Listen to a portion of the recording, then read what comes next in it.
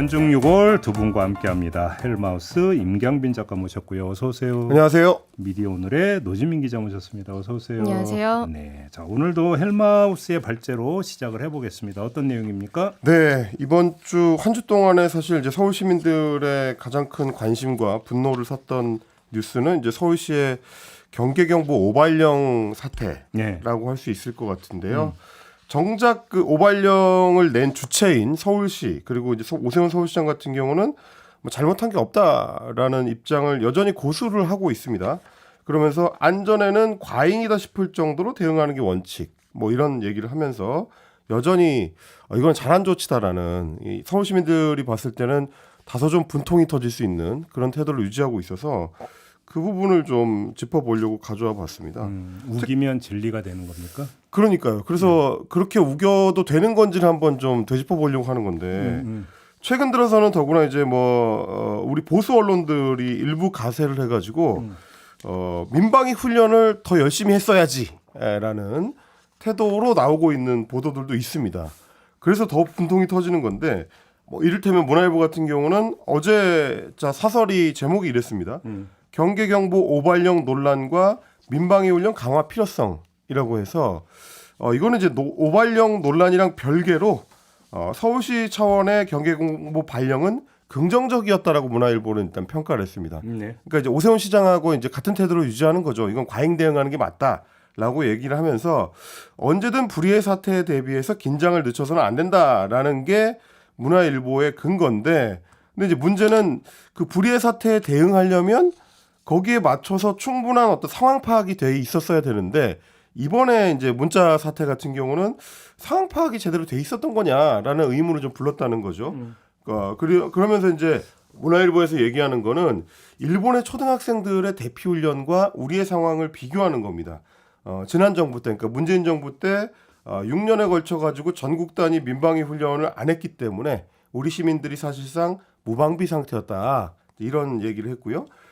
그런 식의 이제 그 근거가 충분히 근거가 있는 거냐라고 싶어가지고 저도 어저께 좀 찾아봤는데 일본만 초등학생들 대피 훈련을 하는 게 아니고 우리나라도 초등학생들 대피 훈련은 제가 찾아본 바에 의하면 이제 1년에 평균 2차례 상반기 하반기 꼬박꼬박 하고 있었습니다. 그러니까 초등학생들 대피 훈련은 일본만 하는 거 아니다라는 말씀 먼저 좀 드리고 싶고요. 그리고 이제 시민들한테 뒤늦게 경계경보를 그것도 이제 오발령을 내놓고 실제 같은 훈련을 해야 된다라고 얘기를 할 것 같으면 그 전에 서울시하고 행정안전부 사이에 통신 교류부터 좀 명확하게 했으면 좋겠다. 왜냐하면 서울시에서는 이제 행정안전부에서 발령한 그 명령의 내용을 자기들이 해석해서 이제 경계경보를 했다고 하는데 행정안전부에서는 그게 잘못 해석한 서울시의 자체 판단이 잘못된 것이다, 오발령이다라고 얘기를 하고 있기 때문에 두 기관 사이에서라도 좀 명확하게 의사 교류를 하고 그러고 나서 시민들한테 얘기를 해야 되지 않겠느냐라는 생각이고요. 디지털 타임즈도 마찬가지입니다. 서울시의 경계 발령 오발령 논란, 비상시 대응 훈련 강화해야라는 식의 이제 기사를 냈는데 마찬가지로 문재인 정부 시절에 북한에 매달린 정책 탓에 이런 상황이 발생한 것이다. 결국에는 이제 정확성보다는 신속성이 중요하다라고 하면서 역시 마찬가지로 오발령 사태랑은 직접적인 상관이 없는 훈련이 중요하다라는 점을 또 강조하기도 했습니다. 그래서 한 말씀 드리면, 그러니까 민방위 훈련이라고 하는 넓은 개념 속에 더 좁은 개념은 민방공 훈련이 있었어요. 네, 그렇죠. 네. 여러분들도 그런 훈련에 참여해 보신 바가 있겠죠? 등하 관제 훈련 이런 거 해봤습니다. 그러니까 저는 학교 다닐 때 교련이라는 과목도 있었기 때문에 민방공 훈련을 하면 어떻게 되냐면 막 사이렌이 울려요. 그러면서 지금 적개가 출현했으므로 국민 여러분께서는 차를 그러니까 길가에 세우시고 가까운 지하로 대피하시기 바랍니다. 이런 식으로 훈련을 해요. 그렇죠? 이게 민방공 훈련이에요. 그런데 이 민방공 훈련에서 지금 제가 말씀을 드렸잖아요. 적개가 출현했으므로 차를 가까운 데 세우고 가까운 지하로 대피하시기 바랍니다. 라고 문자에 들어가 있냐고 내 얘기가. 없죠. 그러니까 오세훈 시장이 과잉 대응이라고 자꾸 주장하는데 과잉 대응이라는 주장이 성립이 되려면 어떤 경우가 과잉 대응이냐면 북한이 그 우주 발사체를 쐈으므로 가까운 지하로 대피하십시오라는 내용이 문자에 들어가 있는데 그게 한 번 보낸 것도 아니고 뭐 10초 단위로 계속 연속으로 보냈다. 이럴 때가 과잉 대응이 되는 거예요. 그게 이게 아니라 왜 대피해야 되고 어디로 대피해야 되는지도 모르는 상태로 한번 띡 보낸 걸 가지고 과잉 대응이다. 그게 어떻게 과잉 대응이에요? 그러니까 저도 오늘 잠시 스튜디오 들어오기 전에 얘기를 했는데 그때 문자를 보고 자고 있었단 말이에요. 어떡하라는 거지? 저희는 좀 노후한 아파트이기 때문에 지하 주차장도 없고 지하에 벙커도 없습니다. 그래서 죽으라는 건가? 이건 농담이고요. 아무튼 그래서 뭘 해야 되느냐 이렇게 굉장히 뭐 속된 말로 멘붕이 와서 그냥 잤는데요. 이러나 저러나 내려가다가 죽느니 자다가 죽자 뭐 이런 생각을 하면서 초연한 모습. 네. 근데 지금 또 6년 만에 뭐 민방위 훈련이 뭐 6년간 안 됐다 이랬는데 뭐 5월 초에 5월 중순경에 뭐 전국 단위 민방위 훈련 부활했다 이러면서 실제로 하기도 했어요. 그래서 뭐 지금 그냥 지난 정권 동안 안 했던 게 문제라고 하면 부활한 그럼 5월의 훈련 때는 뭘 했는가도 같이 물어야지.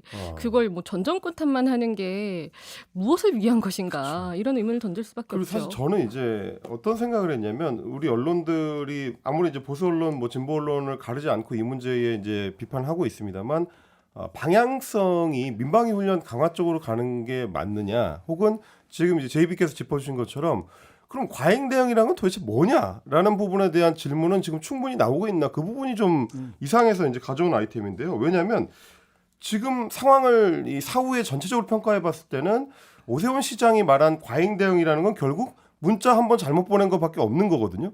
그럼 실제 과잉 대응이라는 거는 지금 말씀하신 것처럼 계속 문자를 보내면서 시민들한테 대피하도록 이 촉구를 했다라고 하는 과잉 대응도 있지만, 또 하나는 애초에 원래 서울시청이라는 이제 기관에서 했어야 되는 과잉 대응이라는 거는 북한 발사체가 이미 예고된 상태였기 때문에 6월 1일 자정에서부터 10 며칠까지는 그 기간 안에 발사될 수 있다라는 거는 북한이 이미 예고를 했고 IMO에 통보를 했고요. 그리고 자기네 이제 궤적에 대해서도 낙하 지점을 통보를 했기 때문에 궤적도 이미 나와 있는 상태였습니다. 그러면 서울시의 과잉 대응이라는 건 며칠 전부터 이 상황에 대비를 해서 비상근무를 하고 서울시장이 비상 대기를 한 상태에서 여차하면 지휘통제소로 달려갈 준비가 돼 있었거나 혹은 관련된 조치를 하고 있었다 그러면 그게 서울시의 과잉 대응이다라고 이야기를 할 수 있겠죠. 근데 문자 하나 보낸 것만으로 과연 과잉 대응을 할 수 있느냐? 제가 좀 따져봤습니다. 이를테면 경계 경보를 발령한 상황이고 오세훈 시장의 말대로 그 경계 경보가 오발령이 아니다. 그러니까 제대로 된 발령이었다. 그건 할 수 있는 발령이었다라고 하려면 거기에 맞춘 매뉴얼에 따라서 서울시장 이하의 공무원들이 움직였느냐는 부분입니다. 저는 그걸 좀 따져봤어야 된다는 건데, 이를테면 지휘통제소에 그러면 서울시장은 정 위치한 상태였느냐. 왜냐하면 경계경보가 발령되고 서울시는 오발령이라고 하지 않고 경계경보를 해제하기까지 약 한 45분 정도가 걸렸습니다.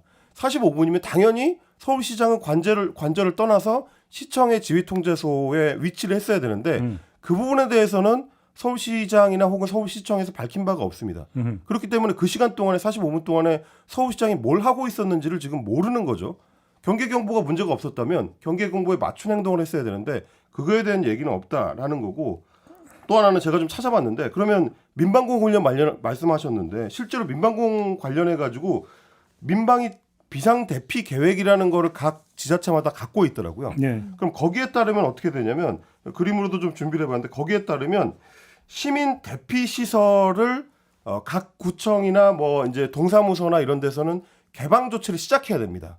경계 경보가 내렸기 때문에 대피를 시작하는 시민들을 맞이하기 위해서 시민 대피소를 개방을 해야 되고 운영 준비를 해야 되는데, 과연 경계 경보 보낸 다음에 곧바로 서울시청이나 구청이나 각급 동사무소에서는 그 조치를 준비를 했느냐. 근데 그걸 준비를 하려면 공무원들이 6시 40분에 비상 출근을 시작을 해야 될 텐데 과연 했느냐. 이런 질문을 할 수밖에 없는 거죠. 그러니까 우리 언론들이 물어야 되는 거는 서울시장이 문제없는 경계경보 발령이었다고 하면 그에 따른 후속 조치가 서울시장을 중심으로 진행이 되고 있었느냐를 물어야 되는 겁니다. 그 경계경보가 문제가 없었다면 그걸 했어야 되는 거죠. 그런데 행정조치에 대해서는 별다른 조치를 하지 않고 문자만 보내놓고 그 문자는 문제가 없었다라고 할 것 같으면 도대체 경보를 왜 발령하는 건가? 라는 질문이 따라 나올 수밖에 없는 거고요. 안전에는 타협이 있을 수 없다. 과잉 대응이 낫다라고 할 거면 추가적인 과잉 대응도 따라 붙었어야 된다. 그거에 대해서 시민들한테 설명하는 과정이 있었어야 된다는 거고 우리 언론들은 단순히 그냥 앞으로는 민방위 훈련 열심히 해야 되겠네요. 더 강화해가지고 실전적인 훈련이 되도록 해야 되겠네요. 라는 말을 하기에 앞서서 서울시가 관련 조치를 했는지 그 조치가 합당했는지 그게 과잉인지 아닌지부터 물었어야 되지 않느냐. 시민들한테 훈계하기 전에 서울시에 따졌어야 되는 거 아니냐. 뭐 저는 이런 생각입니다. 그러니까 재난에 의해서는 과잉 대응이 낮다라고 하는 원 저작권자가 제 짧은 기억으로는 박원순 전 서울시장으로 알고 있는데요. 그렇습니다. 3년 전에. 이제 박원순 시장도 누군가의 말을 인용한 거라면 그건 모르겠고 제 기억 속에는 박원순 전 시장이 그 말을 여러 번 했던 걸로 알고 있는데 이때가 메르스 사태 때일 거예요 아마. 그러면서 방역 조치를 취하는 상태에서 이제 과잉 대응이 낮다라고 하는 얘기는 뭐냐면 자 이게 지금 메르스가 퍼지고 있고 하는데 어떻게 그러면 제어하고 그럼 시민들의 행동 지침을 어떻게 줄 것이냐 그렇죠. 라고 하는 문제에 있어서 적절한 수준이라고 하는 것들이 정확히 지금 규정이 되지 않은 상태라고 한다면 취할 수 있는 모든 조치는 다 취한다라는 거거든요. 그러니까 이거는 뭐냐면 취해야 되는 조치 플러스 알파 개념이에요. 그렇죠. 과잉 대응이라는 것은. 그죠? 근데 뭐냐면 왜 플러스 알파가 필요하냐? 필요한 조치가 어디까지인지가 지금 불명확하기 때문에 시민들의 안전을 지키기 위해서는 좀 과잉하더라도 만사불여튼튼으로 가야 된다. 이 취지가 되는 건데 서울시는 필요한 조치 플러스 알파도 아니고 필요한 조치 마이너스 알파도 아니에요. 그냥 필요한 조치가 없었던 거예요. 그렇죠. 그냥 한마디로 이야기를 하면. 그러니까 이건 과잉 대응이라고 볼 수가 없는 거예요. 그러니까 인용을 잘못했다. 한마디로 이야기를 하면. 원 저작권자의 발언 의도와는 전혀 다른 차원으로 지금 주장을 한 거다. 이렇게 이야기를 해야 된다는 거예요. 당시에 코로나 초기 때였던 것 같은데 그럴 때도 준비하신 거 말씀했어요. 보면은 그때 확실히 강조했던 거는 선제적인 대응이었거든요. 그러니까요.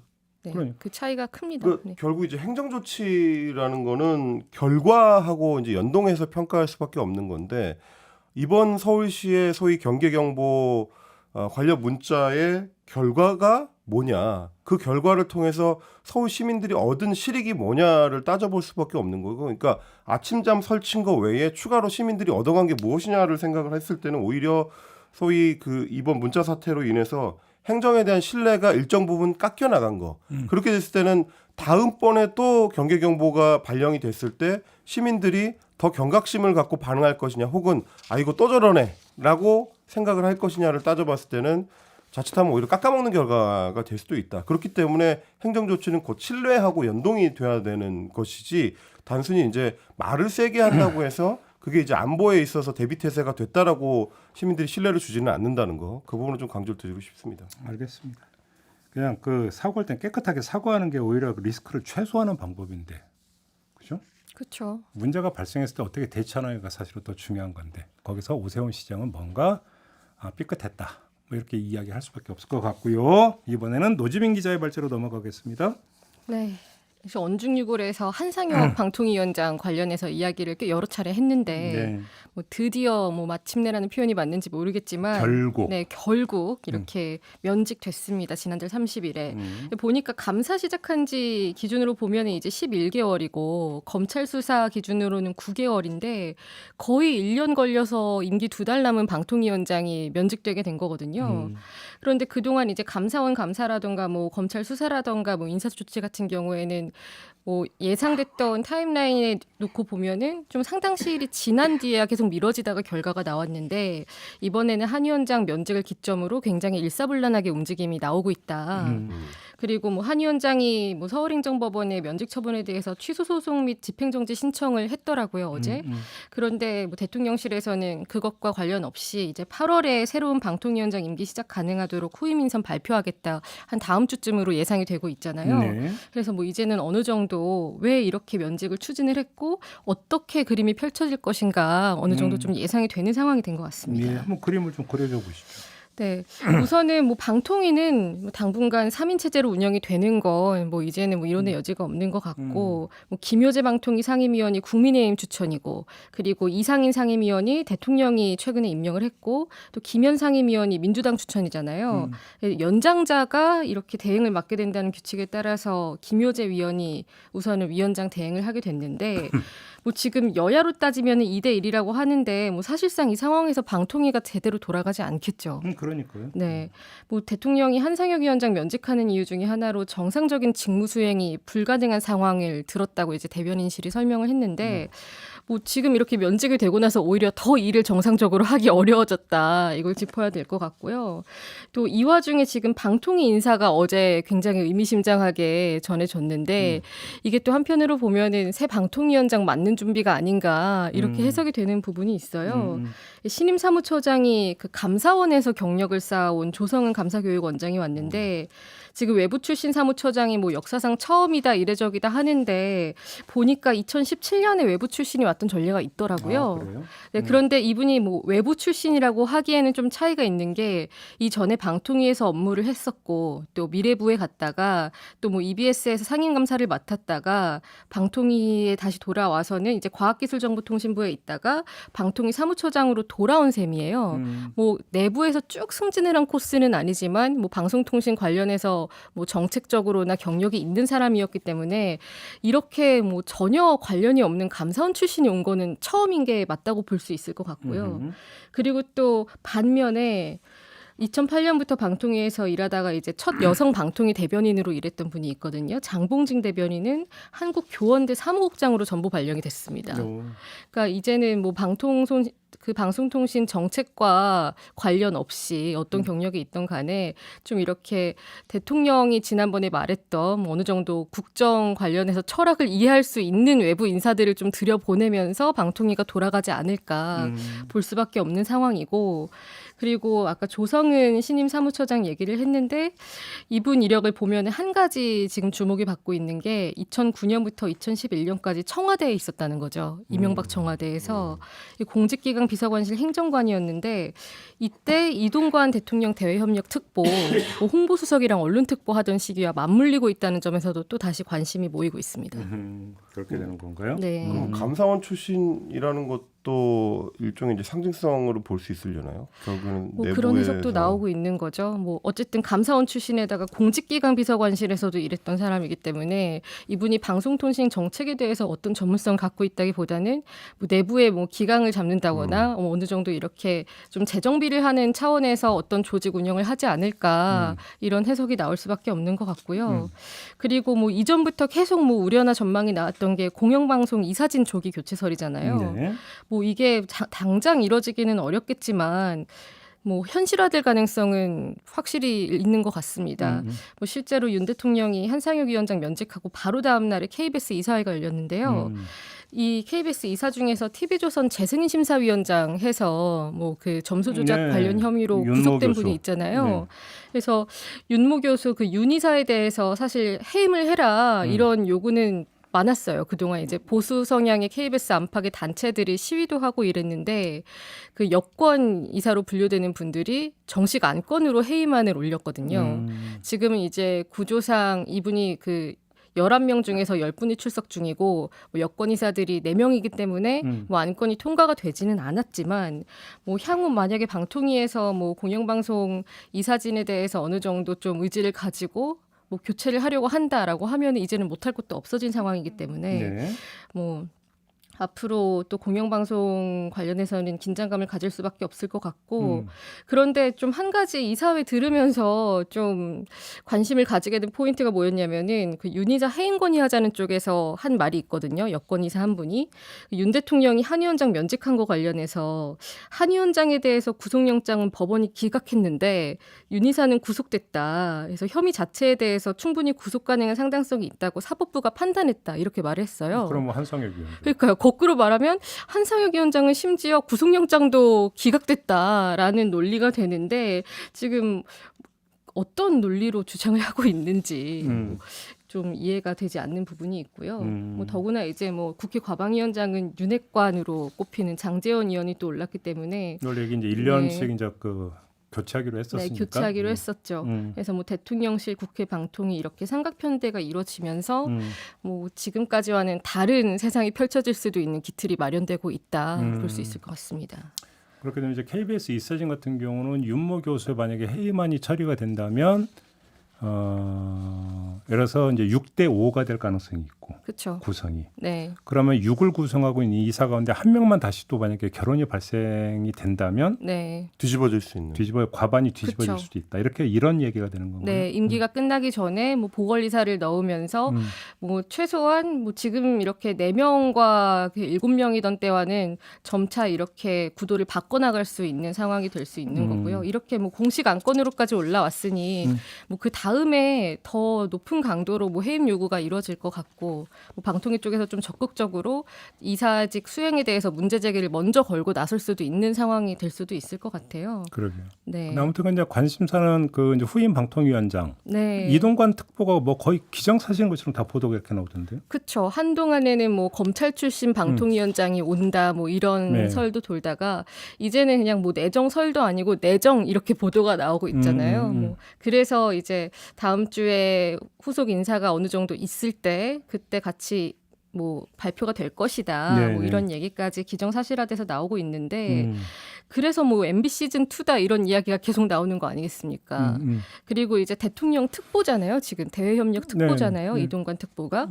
그래서 방통위와 특보를 놓고 보면은 자연히 떠올리게 되는 게 대통령 특보 출신 방통위원장이고 그러다 보면은 최시중 전 방통위원장을 떠올릴 수밖에 없고 또 이동관 최시중 이렇게 두 키워드를 놓고 보면은 떠오르는 사건이 굉장히 많죠.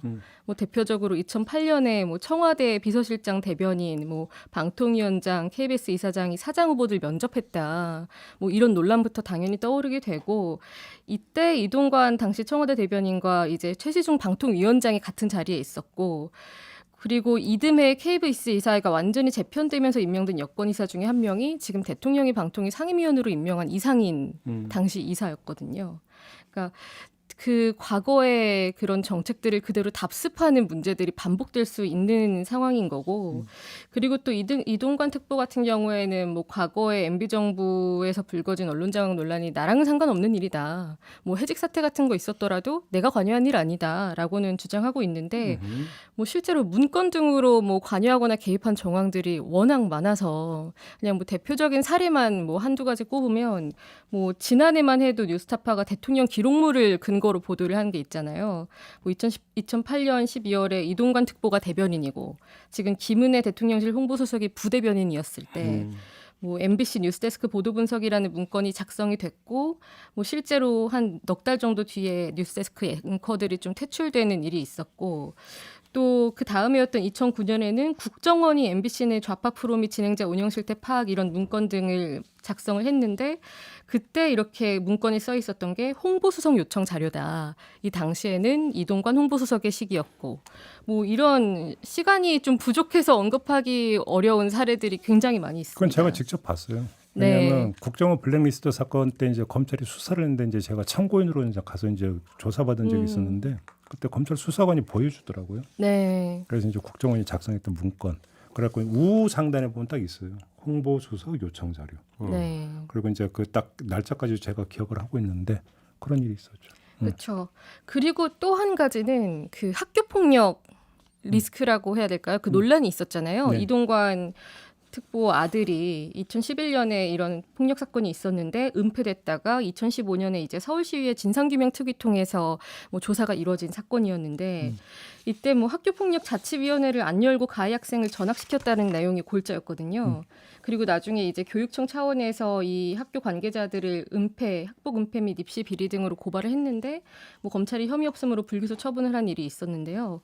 지금 이렇게 보면은 뭐 언론 장악 논란, 뭐 방송 장악 논란, 게다가 이제 학교 폭력 의혹 이런 키워드가 윤석열 대통령 인사 관련해서 계속 따라붙었던 꼬리표 같은 키워드들인데 뭐 결국에 이 키워드를 다 갖고 있는 사람을 이렇게 요직에다가 임명시킨다는 게 근데 저는 제일 네. 궁금한 게 정순신 변호사를 국가수사본부장으로 내정을 했다가 아들 학폭 문제 때문에 낙마를 했잖아요. 그렇죠. 근데 지금 이동관 특보가 만약에 방통위원장으로 그 지명이 된다면 인사청문회를 해야 돼요. 네. 방통위원장 그렇죠. 후보자는 인사청문회를 해야 되는데 그 정순신 케이스와는 다르게 이동관 케이스는 통과될 수 있을 거라고. 여기서 뭐 인사청문회 통과가 중요한 게 아니죠. 여론이죠. 네. 여론을 통과할 수 있을 거라고 판단하는 그 근거가 문제가 저는 그게 제일 궁금하거든요, 사실. 그래서 저도 그래서 뭐 이동관 특보가 뭐 거의 단수 이 검증을 받고 있다라는 얘기가 나온 지가 지금 며칠 됐거든요. 네. 그래서 그 대통령실 출입하는 기자들 통해 가지고 분위기를 좀 떠봤더니, 그러니까 대통령실에서는 이게 이제 인사청문회를 통해서 제대로 통과될 거라고는 기대를 안 하는 분위기더라고요. 그렇죠. 어차피 이제 크게 두드려 맞을 텐데. 다만 네. 이제 기일이 경과하면 뭐 그냥 그렇습니다. 임명할 수 있으니까. 있으니까. 그러다 보니까 나오는 얘기 중에 뭐 이거는 이제 더 확인이 돼야 되는 부분이라서 이제 보도가 될 수는 없습니다만은 대통령의 의지가 굉장히 강하다. 그래서 지지율이 10%가 빠지더라도 이동관 카드로 간다라는 얘기가 돌 정도로 이 부분에 대해서는 대통령의 어떤 의지가 확고한 걸로 지금 읽히는 분위기긴 하더라고요. 그러니까 지지율보다도 오히려 이동관 방통위원장을 통해서 방송 쪽에 이제 하려고 하는 의지가 더 강하다. 이런 얘기가 들릴 정도입니다. 그러니까 그 여론 이야기를 하셨고 이제 인사청문회 이야기를 하셨는데 사실 이동관이라는 카드가 나오자마자 뭐 어떤 반응이 있었냐면은 오히려 야권이 좋아할 인사라는 반응이 나올 정도로 반대할 근거가 굉장히 명확한 인물이잖아요. 그렇기 때문에 애초에 인사청문회 통과를 고려를 하고 있지 않았을 거다라는 해석이 나올 수밖에 없는 상황인 거고. 그건 그럴 수 있죠. 네, 그리고 뭐 대통령이 지금까지 뭐 이것과 다른 사안들의 뭐 거부권 행사라던가 뭐 국회에서의 그런 의사결정 절차 같은 것들을 그렇게 중시하고 무언가를 해오지 않은 그런 모습을 보이고 있기 때문에 이번에도 인사청문회와는 별개로 갈 것이다. 그리고 그 이동관 특보 같은 경우는 처음에 이제 그 대통령직 인수위 참여를 하고 뭐 특보 활동을 하고 이러는 동안에 계속 방통위원장 내정설이 있었는데 뭐 중간에 들어갔던 게 그 학교 폭력 이슈 때문이었거든요. 그러니까 학폭 때문에 안 될 것이다. 그런데도 놓지 않고 있다. 이런 이야기가 나오다가 또 이제 이동관 특보에 대한 그런 정치권 안팎의 평가 같은 경우는 이분에 대해서 뭐 불사조라는 평가를 내리기도 하고 오히려 지금 바로 정치권으로 가기 어렵기 때문에 방통위원장을 거치고 갈 것이다. 뭐 이런 해석들도 많이 나왔죠. 불사조는 피닉제 원조가 계신데. 아, 그렇죠. 그래서 저는 굉장히 취재하는 과정에서 인상적이었던 문구가 그거였어요. 지지율 10%가 빠져도 간다라는 게 그거랑 비슷한 얘기가 지난번에 이제 강제징용 피해자들과 관련된 해법을 얘기할 때 대통령실에서 비슷한 얘기가 나왔었거든요. 지지율이 1%가 되더라도 간다. 그만큼 의지가 확고하다는 거는 그만큼 방송 문제나 혹은 언론 문제에 대해서 대통령이 갖고 있는 관심의 방향이 어떤 쪽인가 이걸 좀 읽을 수 있는 인사가 아닌가 싶긴 합니다. 그런데 이렇게 뭐 지지율 몇 %가 빠져도 간다라는 거는 어쨌든 당위성이 있는 무언가를 하고 있다는 거고 그러면은 이 인사에 대해서 평가가 어느 정도는 좀 이렇게 나뉘면서 뭐 대등하게 충돌하는 부분이 좀 있어야 되는데 지금 뭐 저를 비롯해서 과연 일부 언론만의 그런 시각인가 이런 게 조금 궁금해서 그 지난 1년 동안의 보도들을 쭉 봤거든요. 윤 대통령 취임하고 나서 어제까지 1년여 동안이죠. 그래서 이제 이동관 관련해서 키워드를 넣어서 빅카인즈에서 뉴스 검색을 해서 연관어를 뽑아봤더니 뭐 방통위원장이나 뭐 홍보수석 대외협력 특보 같은 직함이나 뭐 대통령 이런 인물 드러내고 보면 남는 게 언론 장악, 방송 장악이에요. 그러니까 이분이랑 관련해서 따라붙는 논란이 굉장히 뭐 명백하다라고 볼 수밖에 없는 건데 연관어가 그렇게 나왔다고? 네, 연관어가 그렇게 나와요. 그러니까 연관어 중에서 가장 큰 거는 아무래도 그런 뭐 직함, 아까 말씀드린 것처럼 뭐 대통령, 한상혁 이런 건데 그걸 드러내고 이슈와 관련된 연관어는 이렇게 2개밖에 없다는 겁니다.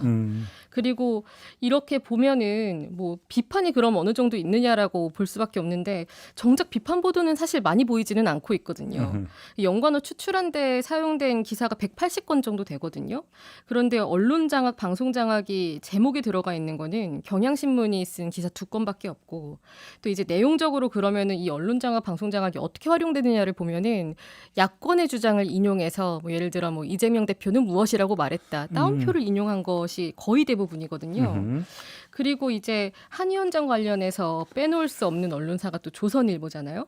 그러니까 문정부에서 임명된 기관장들이 뭐 남아있다 이러면서 뭐 작년 6월에 보도를 하고 나서 뭐 이제 국민의힘에서 새 정부에서 이렇게 버티는 거는 모렴치라는 비판이 나온 뒤에 이제 한상혁 위원장 사퇴에 대한 이야기가 많이 나왔고 뭐 한 위원장 농지법 의혹이라거나 뭐 감사원 감사에서의 뭐 TV조선 재승인 심사 점수 조작 의혹 정확히 나왔다거나 뭐 수사 뭐 방통위의 이상인 상임위원 유력 검토 또 한 위원장 면직 검토 소식 이런 게 다 조선일보 발로 가장 먼저 먼저 나왔거든요. 그런데 정작 이렇게 면직이 되고 나니까 굉장히 가치 판단을 하지 않는 것처럼 이렇게 대통령실이 무슨 근거로 판단을 했다는 단신에 가까운 기사들만 계속 내고 있어요. 어떻게 보면은 여기에 대해서 뭐 어떤 의도로 썼는지를 뭐 제가 단정을 할 수는 없겠지만 언론이나 검찰이 하지 않을 수 있는 것 중에 하나가 제대로 다루지 않는 거잖아요. 뭐 그런 구도로 이뤄지는 측면이 있을 수밖에 없는 것 같고 그리고 또 이제 방통위 관련해서 또 보도에 사용되는 키워드들 중에 방송 개혁, 포털 개혁 이런 표현들이 있어요. 뭐 그리고 또 전쟁이다, 뭐 방송 전쟁이다, 신구 권력 힘겨루기다 이런 표현들이 사용하고 있는데 과연 언론이 이 표현을 얼마나 고민을 하고 사용하고 있느냐 이거는 뭐 사실관계를 제대로 전달하는 거랑 전혀 이렇게 방향이 다르다고 볼 수밖에 없는 표현들인데 뭐 예를 들어서 뭐 개혁 같은 경우는 뭐 사전적으로만 의미를 봐도 불합리한 걸 드러내고 새로 바꾼다는 거잖아요. 그런데 정작 이 기사들의 내용을 클릭해서 보면은 뭐 전 정부 때 임명된 인사를 빼고 그 자리에 뭐 친윤 인사 넣는다 이런 내용밖에 없어요. 뭐 적어도 뭐 개혁이라는 표현을 넣을 거면 한 위원장 면직을 비롯해서 이렇게 공영방송 이사진 교체까지 이어질 수 있는 토대를 만드는 게 왜 개혁인가에 대한 그런 근거라도 있으면 모르겠는데 굉장히 관성적으로 정권의 우호적인 이렇게 키워드를 키워주고 있다라고 보이는 거고 뭐 신구 권력 힘겨루기라고 또 표현을 쓰게 되면은 뭐 어느 정도 대등한 세력 간에 이렇게 뭐 힘겨루기가 있어야 되는데 이건 그냥 일방적인 거잖아요. 그러니까 언론이 이렇게 표현을 쓰는 거에 대해서도 뭐 하나하나 뭐 그 파장이나 뭐 여론에 미칠 영향이나 또는 이걸 보는 국민들이 어떤 오해를 할 수 있는지를 고려를 해야 됩니다. 알겠습니다. 아무튼 뭐 이제 그 이후에 이제 그 방송, 특히 이제 공영방송 부문에서 어떤 일이 벌어질 것인가. 네. 초점은 결국은 여기에 있는 거 아니겠습니까? 그리고 이제 거기에 대해서 뭐 대충 그림 나온 거 있잖아요. 그렇죠. 뭐 거의 사실. 이제 그려지고 있는 상황. 네. 뭐 거의 그려지고 있는 거죠. MBC 같은 경우만 하더라도 MBC의 최대 주주가 방송문화진흥회고 그렇죠. 방송문화진흥회 이사들의 임기가 제가 알기로 아마 올해 8월인가 이때 끝나는 걸로 알고 있거든요. 거의 맞물리는 걸로 돼 있어요. 그러면 이제 어차피 그거는 뭐 인위적으로 교체하고 말 것도 없이 어차피 이사진 새로 구성을 해야 되는데 지금 민주당 주도로 지금 뭐 추진하고 있는 방송 관련법이 뭐 본회의를 통과하더라도 그게 윤석열 대통령 거부권 행사할 건 거의 뭐 그러니까 100%라고 그렇죠. 본다면 현행 방송 관련법 그러니까 체제 하에서 뭐 새 방문진 이사 구성한다면 구성이 어떻게 될지도 그러니까 불을 보듯 뻔한 거고 네. 정부 여당 중심 어떤 이사들을 꾸려질 거고 그러면 MBC가 이제 그 뒤에 어떤 그림을 그릴 것이 다 나오는 거잖아요. 지금 아마 한 내년일 건데 그 이사진 임기들이 지금 내년 총선 전에 임기가 끝나는 데가 없어요. 박문진도 그렇고 KBS도 그렇고 또 MBC는 사장이 지금 임기가 한참 남았고 EBS도 그렇고 그래서 지금 무언가를 하게 된다면 임기를 한참 넘긴 인사들을 교체를 하거나 뭐 아니면은 뭐 좀 이렇게 뭐 손을 대는 방식으로 이어지게 되는 건데 뭐 총선 전까지 어떤 일들이 벌어질지 좀 그러니까 제가 볼 착잡한 때는 마음입니다. 어차피 이제 그 개별 방송사에 대해서 어떻게 그러니까 속칭 작업을 하기 위해서는 네. 먼저 경영진을 바꿔야 되는 거잖아요. 그렇죠. 경영진을 바꾸기 위해서는 그 권한을 갖고 있는 이사진을 바꿔야 되는 거고. 그렇기 때문에 이제 MBC 같은 경우는 이제 이런 지금 어차피 이제 스케줄이 있고 아까 그래서 KBS 이사진 이야기했던 것도 그런 거죠. 네. KBS 이사진은 MBC 방문진보다 아마 임기가 더 많이 남아 있는 걸로 제가 알고 있는데 그렇게 된다면 결국은 뭐 이사진을 지금 싹 어차피 물갈이 할 수는 없는 거고 초법적이기 때문에 그러면 결국은 결혼을 발생을 시켜서 여대 야의 구성을 바꾸는 것. 이것이 이제 가장 현실적인 접근법이 되겠죠. 그러니까 윤모 교수의 경우에는 그 시발점일 것이다. 이렇게 그렇죠. 봐야 되는 거겠죠. 다만 이제 그 전에도 이사진이 정권 교체기에 교체된 경우는 많았는데 그 당시에는 이제 감사원 감사 결과가 뭐가 나오던가 이렇게 근거로 나올 수 있는 자료들이 만들어진 다음에 뭐 해임을 뭐 의결을 해서 뭐 해임 제청을 의결을 해서 이루어지는 경우들이 있었는데 지금 그게 안 된다는 판례들이 쭉 나오고 나서 과거와 같은 방식은 시도되지 않고 그런데 결국 돌고 돌아서 또 같은 방식은 이뤄진다.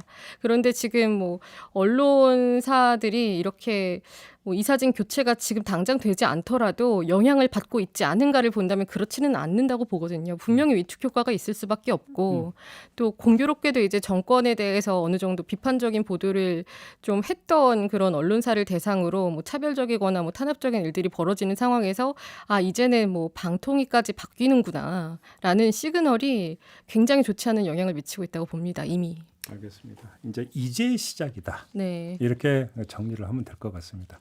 이제 시작이고 그 길게 아마 느리지는 않을 것이다. 왜냐하면 총선을 염두에 두고 있다면 네. 이렇게 봐야 돼요. 속전속결로 가려고 할 가능성이 높다. 이렇게 봐야 되겠죠. 네. 자, 오늘 언중유골은 이렇게 마무리를 하도록 하죠. 뭐 못다한 말씀 없으시죠? 네. 자, 이렇게 마무리하겠습니다. 두 분 수고하셨고요. 저도 함께 물러가겠습니다. 고맙습니다. 고맙습니다. 감사합니다.